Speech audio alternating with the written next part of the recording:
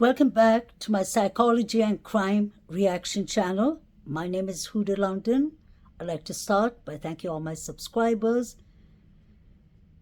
for subscribing to this new channel.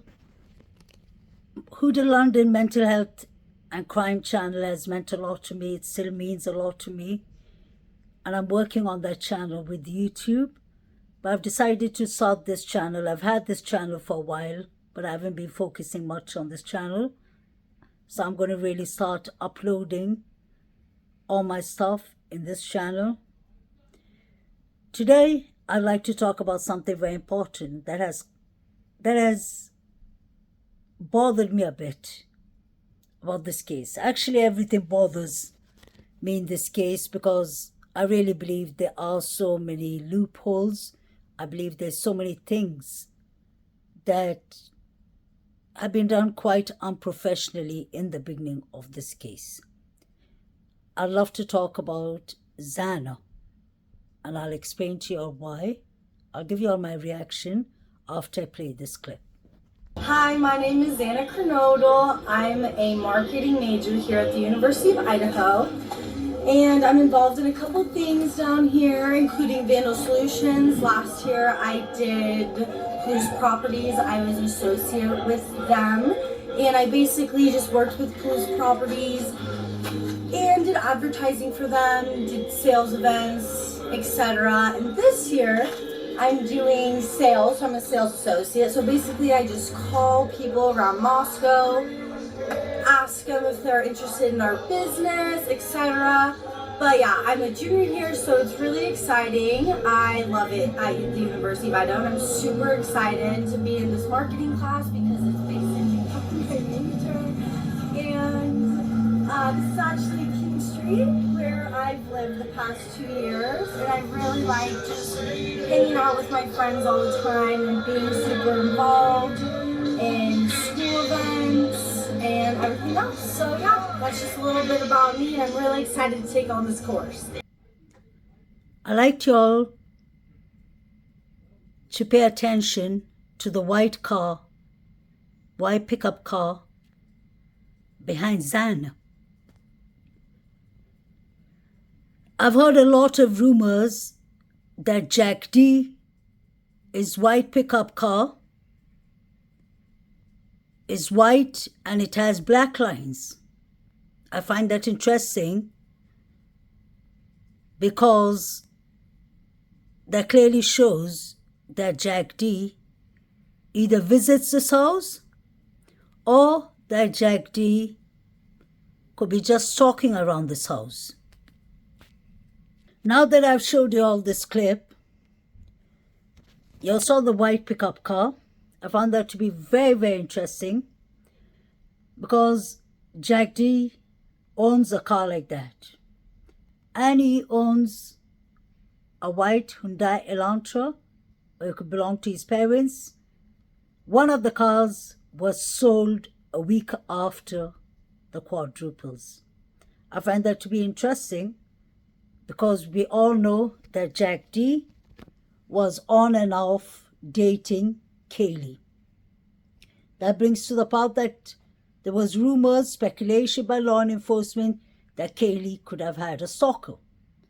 Now my question is, I've seen that white pickup car many times, and I wonder if he was just there to visit Kaylee or if he was just stalking them. That is one point. Then I would like to come to the more important points, that is Xana. May she rest in peace. I love all 4 of the victims without even knowing them. We all feel like we have a special connection to them. I really feel like Xana is a happy, bubbly person, beautiful, full of fun, very active in what she was doing. She had a lot of friends. She spent a lot of time at the Sigma Chi fraternity. The reason I say that is because there's evidence, many pictures of her in the Sigma Chi fraternity. Unfortunately, that night, she was at the Sigma Chi fraternity, at the party, her and E, and we're trying to figure out their timeline. Now, what is most important of this, the reason that it bothers me so much, is pay attention to what Xana is talking about. Xana is telling us, she's giving us a presentation of her life, what she's working with, and I found it very interesting. She works with the Vandal Solutions. I guess that's a Vandal football team. And I really wonder what kind of work she does for the Vandals. She said she does events and such things. Then there's another job that she does that she spoke a lot about within the 1.5 minute. That was Palouis properties. She said that she calls around people in Moscow, Idaho, trying to, I guess, advertise this properties, Palouis properties. She said she works in sales department. I find that quite interesting. Plus, she's a student. Now, notice another thing about this clip. The music is quite loud and it's daytime. So my question is, with all the complaints and the police coming to this house several times, how much did it bother neighbors? Because there's some people, do not forget, there's some students studying. There are other people who live around there. I remember of the woman who said that their parties were so loud that she had to wear headsets all the time when she was going to sleep. So that becomes obviously a neighbor situation. So I'm keeping that in mind too. But I would really love to know about the Vandals. Could it be possible that Xana ran into some people that did not like what she was doing? Maybe the Vandals events and all. These are college students. Anger, hate, jealousy, anything could be involved. So we have the Vandal solution, and we've heard things of the Vandals. We've seen what the Vandal football team did to the young man, Tim Reeds. You remember how they assaulted him and everything, trigger warning? We saw how his face looked. They all came in a gang, in a group, to his party uninvited, and they assaulted him badly. I've shown you all another case of a woman, I think 4 years ago, who reported the Vandals, a football player was really bothering her, stalking her. And the strange thing is the coach warned the girls from the start to stay away from him. The case was investigated a bit, and I think the football player was doing that was either warned or he was dismissed. Then we have the night of the quadruples, there was the Vandal game going on. So I find that personally to be very interesting what Xana is talking about. So she works for the Vandal solution, she does events, she calls around for the Palouis properties. She said she calls around Moscow a lot, people in Moscow, so I wonder if she could have run into someone who maybe, just maybe, this is my opinion only, who could have fallen in love with Xana, who could have been jealous that he and Xana were together. Because what I feel, the way I look at things is as a licensed mental health counselor, I love to look at the surroundings. It's important to know what the person worked with, what they studied, what sororities they belonged to. And then I find it interesting that Xana and Maddie, both of them worked at the Mad Greek restaurant. So we have two victims here who worked at the Mad Greek restaurant. We have Xana, who seems to be active with the Vandal solution. She's very active with the Palouis properties. She works at the Mad Creek, and she lives in 1122 Kings Road. And she's dating E. So put all those things together. I don't know what y'all think, but my reaction is it's kind of interesting. She could have ran into anyone, any kind of organization, because when you're calling and you're a salesperson, it depends. Was she selling properties for Palouis, or was it Palouis? Sorry. Was she selling properties for them? Was she advertising for them? Or was she working with the Vandal solution? Could there have been any football players who did not like what she was working with? There was even a rumor going on that E got Jack Showalter kicked out of his fraternity because of harassments. He was definitely harassing women. His brothers, his father, mother, all are doctors. Apparently his brothers went to fraternities at the Idaho Moscow University. So he looked like he was kind of the lone wolf in the family. His parents put him in the Queen's apartment that is next door to 1122 Kings Road. We know that Jack Showalter plays with K-Bar. We've seen pictures of that. He's a good hunter. Then we have Jack D, who allegedly was a professional in throwing axes. I don't know what kind of game that is, but he has a strong hand because he's a professional tennis player. Let's not forget that. I find it interesting that that white car, pickup car, was going right behind Xana, and Xana didn't even notice that. If you all remember, when the house was being demolished, there was a white pickup car that looked like that was driving around when the house was being demolished. Now, coming to the point of the Hyundai Elantra. We know that BK was driving a 2015 white Hyundai Elantra.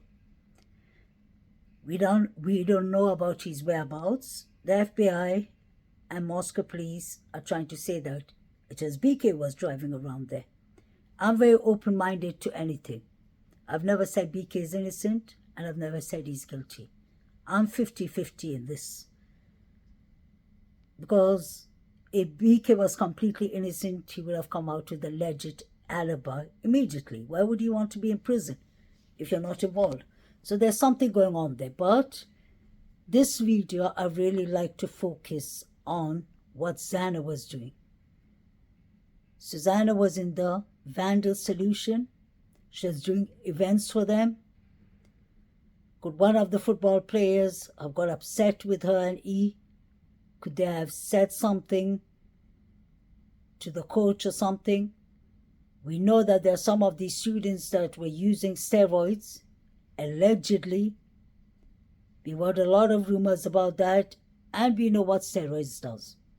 Symptoms are, it makes you aggressive, edgy, lack of sleep, lack of appetite, you become aggressive, and then you can imagine if they were doing steroids while they were drinking. That is a total no-no.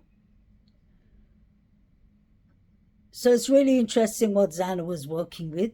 She seemed to have been quite busy with her life. It seems like Xana was a tenant who lived in 1122 Kings Road the longest, maybe. She said she lived there for 2 years. I believe Kaylee was the last member to move in there. She just lived there a couple of months before this tragic event happened. We know that E did not live there, but it's interesting the timelines of Xana and E. I've always focused on their timelines, and I'll tell you why. From the beginning of this case, when I noticed that law enforcement were going around the bowl, they were just going round like the Twilight Zone when it comes to the alibis of the couple. They were asking people at the start if anyone saw the couple that night. Between 8 to 9 p.m., E, Hunter, his triplet, and Maisie. All three triplets and Hunter took Maisie's roommate out for their Betty ball. It was done at 9 p.m. So between 9 p.m. to 1:45, we don't even know the whereabouts of Xana and E. Then what is interesting is, you remember I found out at the Grub truck when they were calling Xana's name. Quite interesting. So I wonder if there was a fight club, if there was anything going on behind the scenes for them to... It didn't sound like they were cheering for Xana to win something. It sounded like they were watching something that they were worried for Xana, because they kept on saying, Xana, no Xana. So I wonder if Xana made any enemies in the work she was doing. Then what I find interesting is, let's not forget, Xana asked her father to come and fix her locks. What lock was it? Was it the outside? Was it the inside? Was Xana paranoid? Did Xana get threats? All those things are important questions to think of, because no one knows the correct timeline to Xana and E. I showed y'all even about the young man, E's friend, who got a message from E at 2 a.m. He said he was at the Sigma Chi. That was at 2:10. And the mother said she gave the information to the FBI, but they still did not change the timelines. I find that to be very interesting. Sigma Chi was under the microscope from the beginning. That's why I've always been investigating. Personally, I'm not an investigator, but I have been focusing, researching on them, watching their behavior, watching their movements. I try to bring things, pieces and pieces together. And what I saw, I did not like. I saw David Lodge clearly and his two friends at the Grub truck with their hands in the pocket. That did not look right. As soon as the girls entered the Grub truck, you can see him turning his back towards the wall. I've said that many times, and I really believe personally that that is important. Very important, because I could see when he came to pick up his food, I saw the look on Xana's face, and it looked like she saw a ghost, honestly. She whispered something to Maddie right after that. David L. took a grab of his food. He took a bite. He stood there, and then he walked off. Pay attention to the fact that David Lodge just left 5 minutes or 3 minutes before Kaylee and Maddie ran away from Jack Showalter. They did do that. I get surprised when people say, no, Jack Showalter was escorting. He wasn't escorting anyone. You don't run away from a person who's escorting you. From the beginning, there was rumors, and not only rumors, there were 2 young female students who were at the Corner Club who mentioned that on Facebook in the beginning. All those things have started to disappear. They said that they saw Jack Showalter harassing Maddie and Kaylee. They had to throw him out of the Corner Club. So he could have been waiting outside for them. And when they walked down, that's the time he said, you know they're going to get you for that, Maddie. So is he trying to say, you know we're going to get you for that because you got me thrown out? Or is he trying to say that your boyfriend, Xana, and her boyfriend got me thrown out of the fraternity? Let's not forget, when somebody's life is going in the wrong direction, I'm talking about Jack Showalter, getting kicked out of fraternities, getting kicked out of the Corner Club. The girls ditched him at the Grub truck. All this is going to affect him psychologically when you think of. You know, when you're at the college age, you want to be accepted by everyone. You want to be known by everyone. And at the same time, you're trying to impress 2 of your brothers who are doctors. Your mother and father are doctors. And if you are the one that is kind of messed up, getting thrown out of fraternities and all, The parents had to rent him a flat at Queen's apartment. I find that to be strange because he's quite close to 1122 Kings Road. He could have been the one actually stalking Kaylee and Maddie. He knew Xana. So all these things need to be taken in accountability.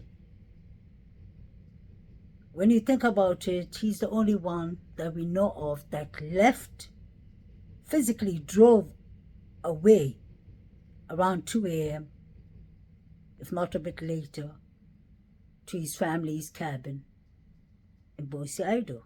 My question is, was he driving a white car? Could he have been driving Mr. Jack D's Hyundai Elantra? Was there 2 Hyundai Elantras that were roaming around that night is the question. Sometimes I wonder if Koberger was part of the cleanup or if he was framed for this. Because if he had a legit alibi, he would have said that. But anything is possible. He could have been called there for them to frame him. The reason that I say that is because this was a horrific quadruple. The news channel said that there was red liquid everywhere, on the walls even. So I wonder, did they scribble something with red liquid on the walls? I wonder if this was all pre-planned. I don't believe it's something that just happened in a click. I believe this was under the pre-planning timeline. What happened in the corner club was where I used to always focus on, but I think this all started the night before when Kaylee came. Kaylee could have had enemies. Somebody could have been jealous that Kaylee bought herself a nice ride, the Land Rover. Her ex could have been jealous that she was moving with the dog.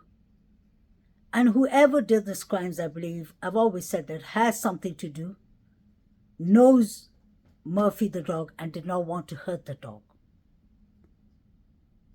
Because if it was a stranger, they would have kept the dog quiet. They wouldn't want to draw attention to themselves. There's a lot of things that doesn't make sense, but let's not forget the main thing. Mostly everyone had the code to this house. That is extremely important. Why was the front door left open? Did one of the surviving roommates run out of the house when they noticed that the unalivings were starting? Because they were allegedly texting each other, according to what leaked out to the grand jury.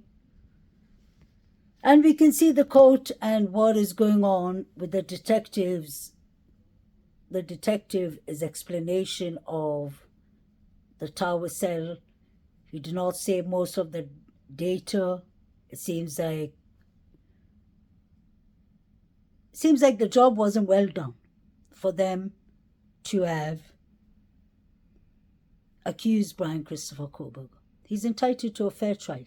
If he did it, he deserves what's coming to him. I've always said that. But if he hasn't done it, fair justice has to be served. Let's not forget another thing. The FBI took 5 days. They weren't invited to this case until the 17th of November. So that means it was Idaho detectives that were gathering the information, the forensics, and such things.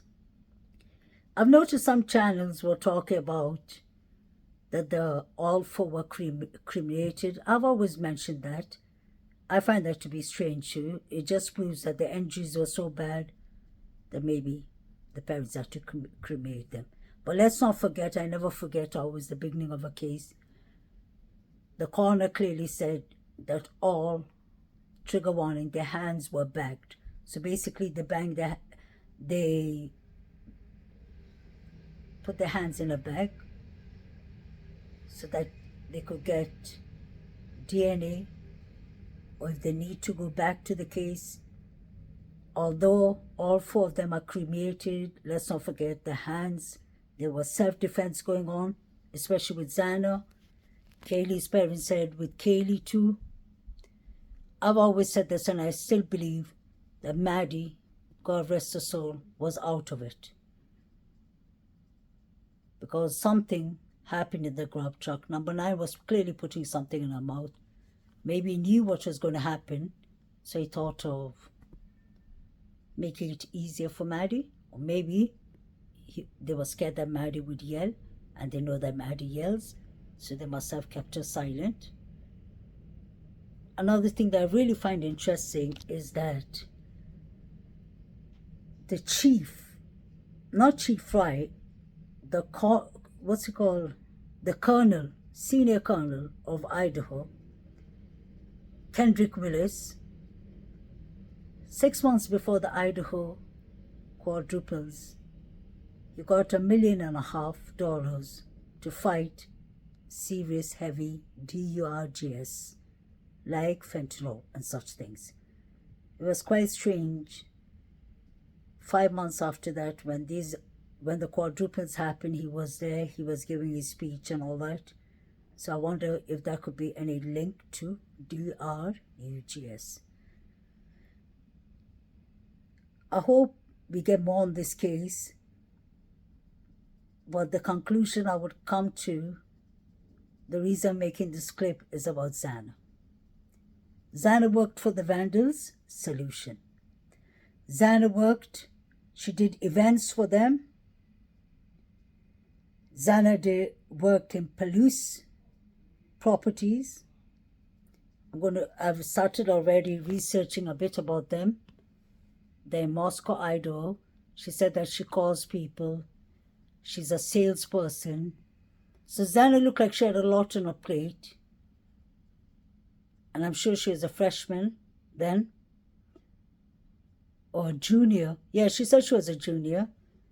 But unfortunately, when she was unalive, she was a freshman. So Xana has a lot of links to different kind of jobs, and I wonder if that could be related to what happened. Main thing, let's not forget, Maddie and Xana have something in common. They both work for the Mad Creek. So if you all remember, the media was more focused on, oh, Brian Koberger is a vegan and he eats food and such things. Yes, that's important. But my focus is more on the customers that come there, besides Brian Christopher Koberger. What about the people who own the Mad Creek?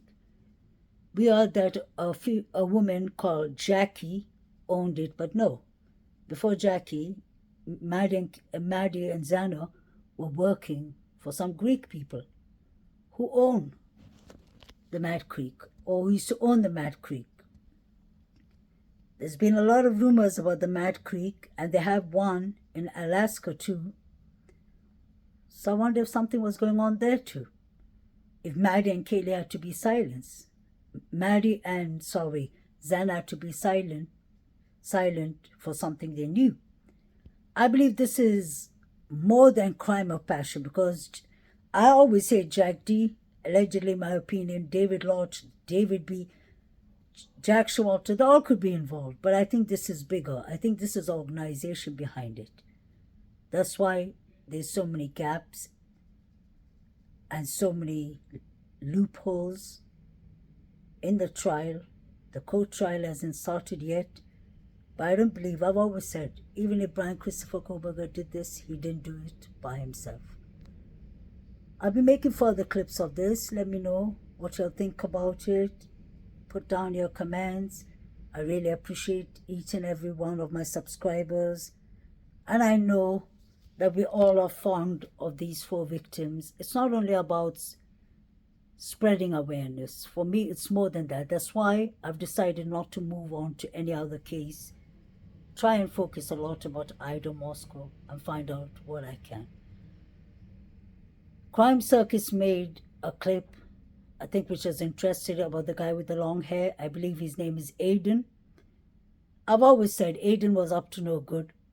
Aiden and Joe Vito and his Coca-Cola can looked like they were surveilling the girls. So was David Lott and his 2 friends.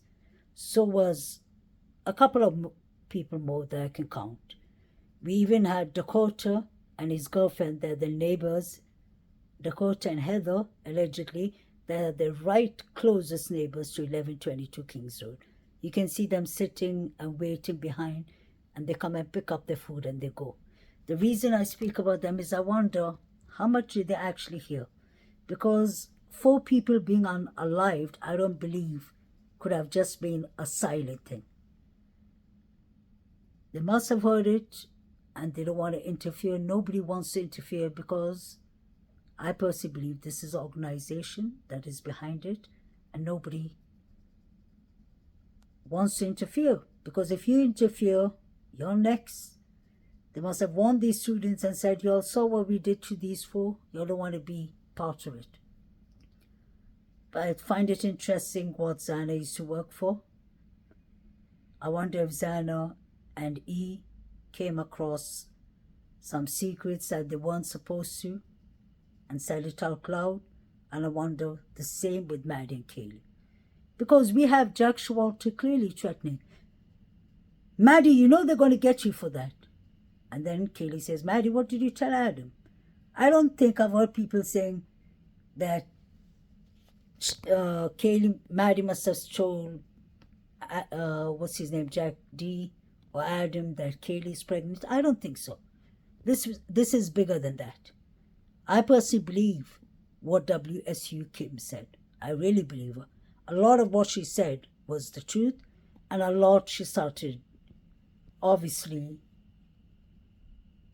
I won't say lying, but she started, some of it was misinformation, but a lot was proper information. I do believe there was a shakedown, and I believe that this is about DRUGS. It could be part crime of passion. I always said all 4 students, all 4 victims were the target.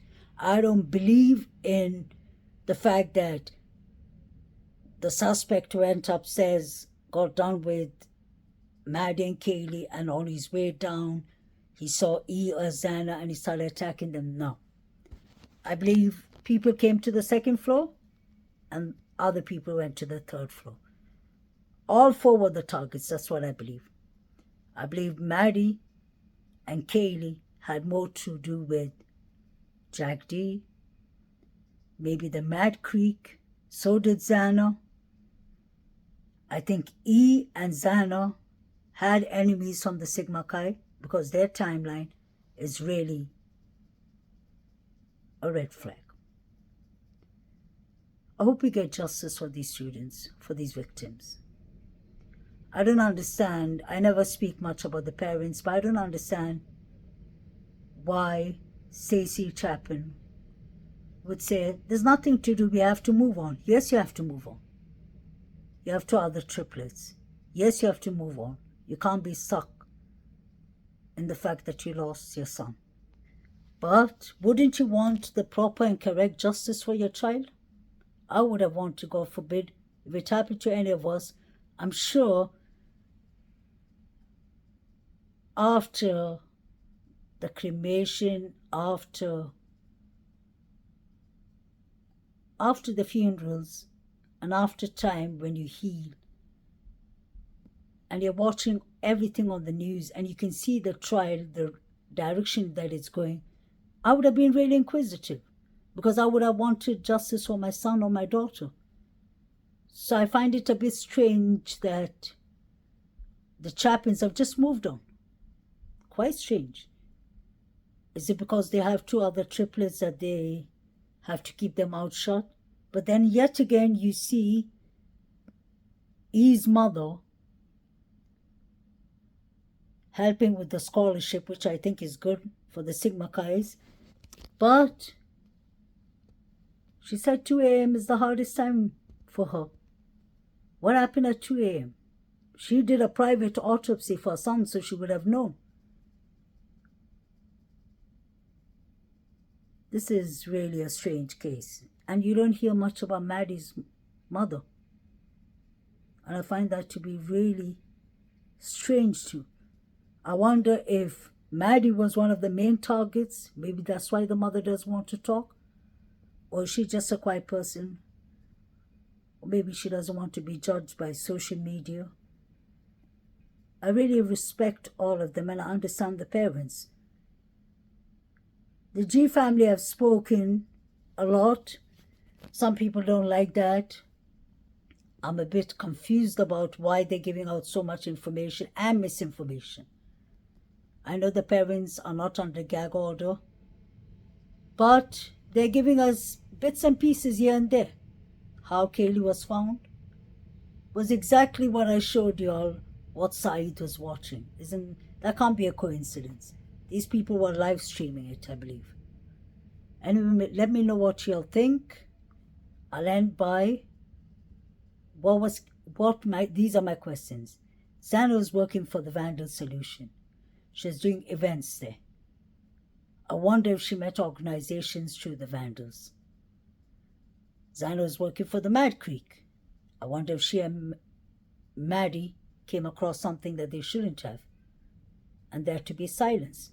We heard clearly Jack Showalter passing the threat. Then I wondered at the same time, Xana was working for the Palouis. Yeah, that's the name. Palouis Properties. She said I was calling people around in Moscow, talking to them, selling properties, I think. She's a sales agent. Did she come across any bad deal? Did she come across any stalker? All these are important questions. So I really wonder if this could have anything to do with police, properties, or Vandal solution. I find that quite interesting. Please like, share, subscribe to my channel. And I really appreciate everyone, each and everyone's comment. Y'all are thoughtful. I love the way y'all are all so mindful. We keep it clean in this channel, and that's the way it's supposed to be. Because we have to have respect for these victims. And we have to have respect for their families and their loved ones. When I mention names, the reason I mention them is because these people were ruled out. Some of them were ruled out too soon. We have a hunter here, Jack S. He has skills. He has K-bar knives. He was hunting from the age of 16. We have somebody throwing axes around, Jack D. He was a professional tennis player. Adam is a professional football player. Although I'm not saying they did it, but all their names were mentioned that night. Aiden, the guy with the long hair, had a scar on his head. He had a bump. Some people have asked me in my comments, what do I think about that? Really, honestly, I believe he could have been involved. He could have been one of the 4 or 5 figures running. Although Crime Circus said that happened at 3, it didn't happen at 3. The 4 figures were running at 3:16. So the question is, was he at the crime scene? Could be possible. I'm really interested about what Inan Hush said. The car that he saw had Arizona plates. I remember at the start many people were accusing Inan. I was only interested in one thing. Why did Ann Taylor, why did she subpoena Mr. Inan Hush? And then later on she dismissed it. I find that to be interesting. Could he have been a witness? I heard he drives a car too. Was his car white, silver? Something that looked like a Hyundai? There are many things here that need answers. So have a lovely day. Please like, share, and subscribe. May the 4 victims rest in peace. They will be missed dearly by their parents, families. And I wish that this never happened. I really mean it. Because this has bothered me a lot. That's why I invest. If I'm not working, I invest a lot of time in researching this case. These beautiful 4 souls need justice. They need to rest in peace. This is inhuman what happened. This is heartbreaking.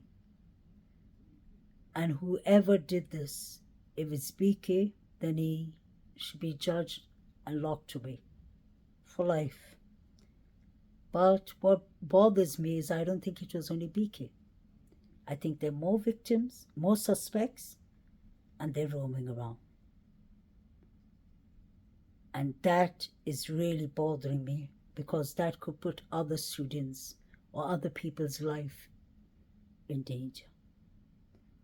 So it's important that they find the right people. Love y'all guys. Have a lovely week.